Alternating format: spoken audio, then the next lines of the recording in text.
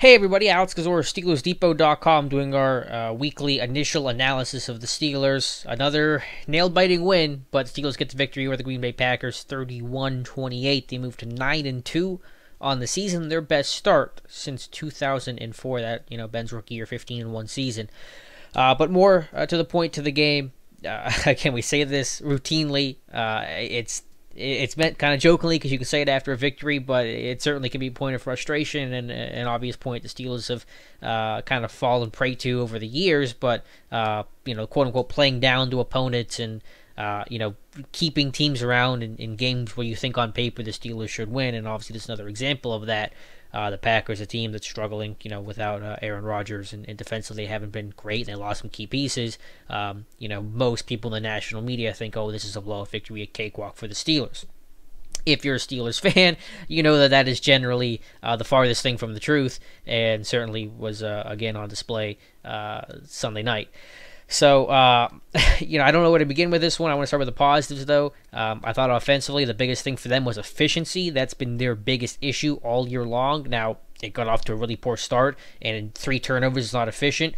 6 drop passes is not efficient, but I thought in third down and in red zone offense, 2 obviously critical areas that can help make up for or compound those problems that the Steelers were having, they were great in. 8 of 13 on third down, and most importantly, 3 of 3 in red zone offense. And this is a Steelers offense that, coming into Sunday night against the Packers, was ranked 31st in red zone offense, which is a horrible, despicable number.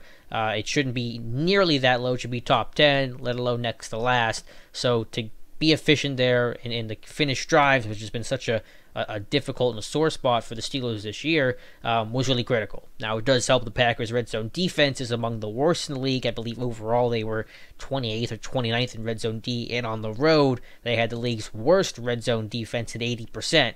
That number got a whole lot worse tonight. So Steelers capitalize. The Packers continue to struggle. That's definitely a big factor. And then again, 8 of 13 on third downs, being able to extend drives. I don't know for sure, but I think that's the best the Steelers have been on third down all year.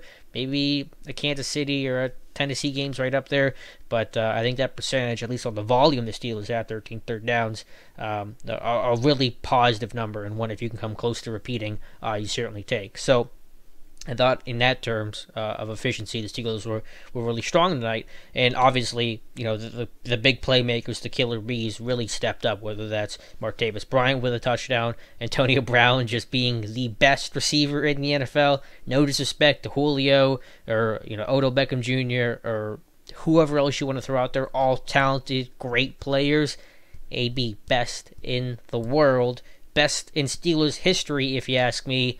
And I think in a couple years we're going to get to the conversation of is he the best receiver of all time, or at least where does he rank among best receivers all time? Top 10, top 5, first, second. That could be a conversation that comes up. It's certainly, I think, worthy of it. So I thought it was appropriate for him to have such a spectacular game on a Hall of Honor night at Heinz Field, where they bring back all the Hall of Famers and some of the greats in Steelers history. Just kind of appropriate for Antonio Brown to put on the show that he did. Heck, even that last catch he had, I didn't think he had it. I know he caught it, but I didn't think he had his feet in, just from the angle in the TV broadcast. Shouldn't have doubted AB.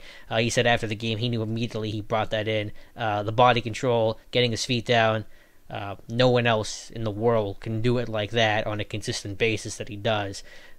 Tracking the football, the chemistry that he has with Ben, who was spectacular tonight, was great last week. Just as good, maybe even a little bit better, tonight against the Packers.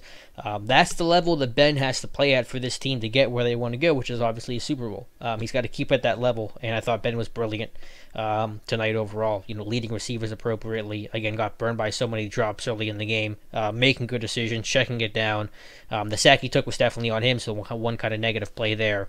But he was great, and then Bell was excellent too. Maybe not the super gaudy numbers, but 12 receptions, that's a Steelers record for a running back. Hasn't been done by any running back since 2015. So, in his ability to make the tough yards, to get more than what's blocked as a receiver, bailing the team out of a couple of second and long situations. Thought he ran hard, ran tough consistently. Again, very little, snaps off for him. I think Connor came in for at least one play, maybe a couple more, but it was the Le'Veon Bell show, as you would expect. So The fumble was obviously a problem, and it's been an issue for Bell. I think Matthew Marquis had the number 7 fumbles over the last 2 years. I think this is the third one that he lost. After the great ball security early in his career, an issue for Bell, but beyond that, I thought he was really good. Credit to the offensive line. They gave Ben a consistently good pocket all night long. And again, just the efficiency of it all.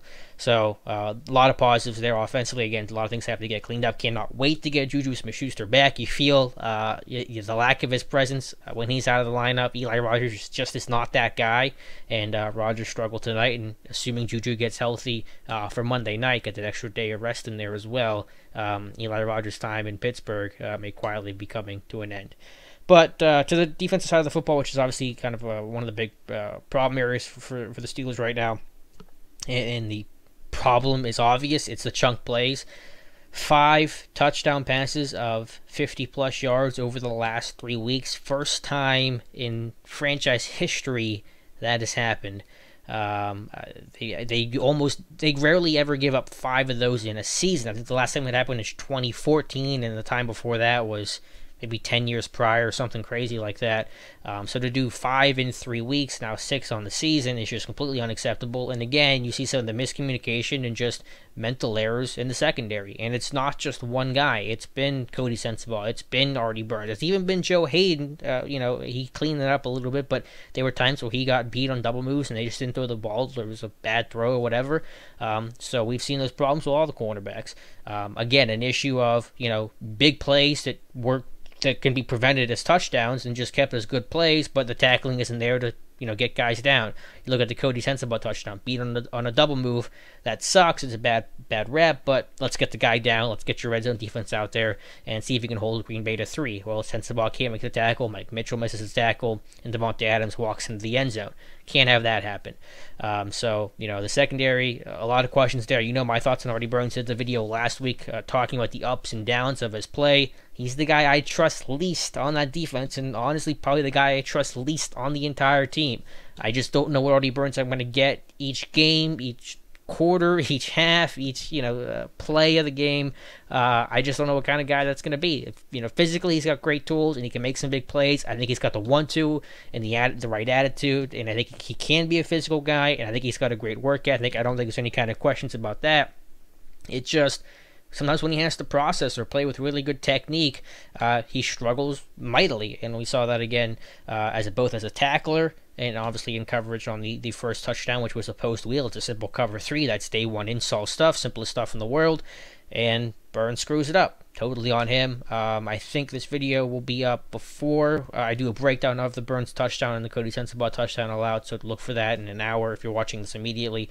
Up on SteelersDepot.com, we kind of break it down with some of the all-22 angles from there. But, yeah, has to get cleaned up for sure. Even William Gay, look, today was the first time. I always knew William Gay was slow, but today was the first time where I really felt that William Gay was slow. Being able to not chase down Hundley, not chasing down Jamal Williams, who was not that fast, on the screen. That was another long touchdown allowed. You can definitely see how Cam Sutton could get a home as a dime defender, a much better athlete, and if his tackling can be up to par, and he's obviously got the football IQ of it down, he could have an impact there. So, questions in the secondary, certainly can't wait for Joe Hayden to get back, but still beyond that, it's everybody kind of having the problem. It's not central to just one guy where you say once Hayden comes back, everything's okay, because that's simply not going to be the case. Pass rush, again, from the outside guys, the edge guys can be better. Dupree's been too quiet. Watt had a tough matchup against Bakhtiari, but he made plays in coverage, and you got the one sack kind of rushing in late to take down Hundley. You can't say anything more about Cam Hayward and the job he's done. This guy's a Pro Bowler. He's an all-pro guy. 9 sacks on the year, career high. The first Steeler to do it since James Harrison in 2011. Just an elite guy. To me, a heart and soul guy. That defense, a leader. As he goes, so does the rest of the defense. So, just a really special high character guy with great effort. And I honestly can't say one negative thing about Cam Hayward's game. I try to be as objective and find the good and the bad in every player, and I can do that with probably every other player on this roster. Even AB, you could talk about his poor blocking or some of the attitude, prima donna stuff. You could talk about Bell's lack of long speed, Ben, the ups and downs with him. Tuitt, even maybe a little inconsistent as both a pass rusher and a run defender. With Hayward, I got nothing. So I mean, he might be.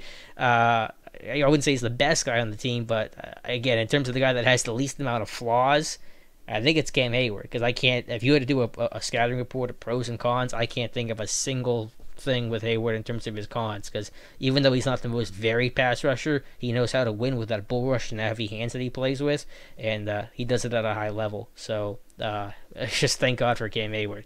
I think that's most everything. Obviously, Chris Boswell, the game winner, 53-yarder. His career long in the NFL, he kicked some long balls with Rice, so it's not really foreign for him.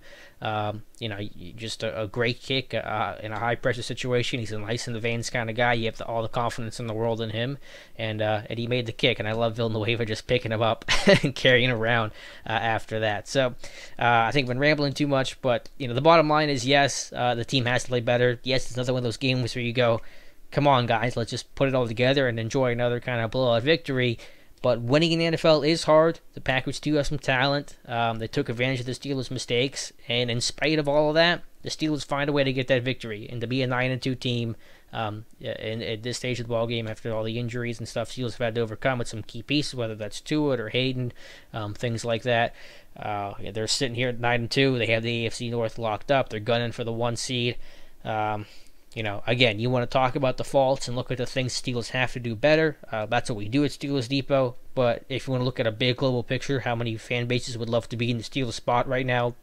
Almost all of them. Everyone basically but Philadelphia or New England. And I know New England's been the big topic. Tomlin's comments to Tony Dungy's gotten a lot of press, which is understandable. It's going to happen. But I was okay with it. I don't want to delve too much into that too much, but they're the Patriots. Everyone's gunning for them. I mean, that's just kind of obvious. We get asked about it a million times a week, so Tomlin said, yeah, let's go play the Patriots.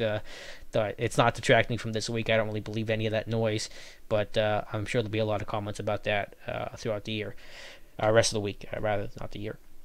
I think I've covered pretty much everything I wanted to talk about. Again, offensive efficiency was better. Just have to find ways to come out of the gate better and cut down the turnovers, of course. Defensively, find a way to limit the big chunk plays. You got to get back to kind of old classic LeBeau principles, keeping everything in front of you.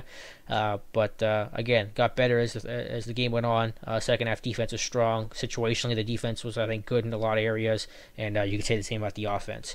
So let me know your guys' thoughts on the win over the Packers. Your thoughts on any of the Tomlin, Dungy, Patriots stuff, and just kind of if your thoughts on this team and where they can go in playoff run has changed at all. And if you want to give any thoughts on the Bengals game for Monday night, be sure to leave them in the comment section, whether you're watching on YouTube, Steelers Depot, or you're following me on Twitter at Alex_Kozora. Thank you guys so much for watching, and we'll talk to you soon.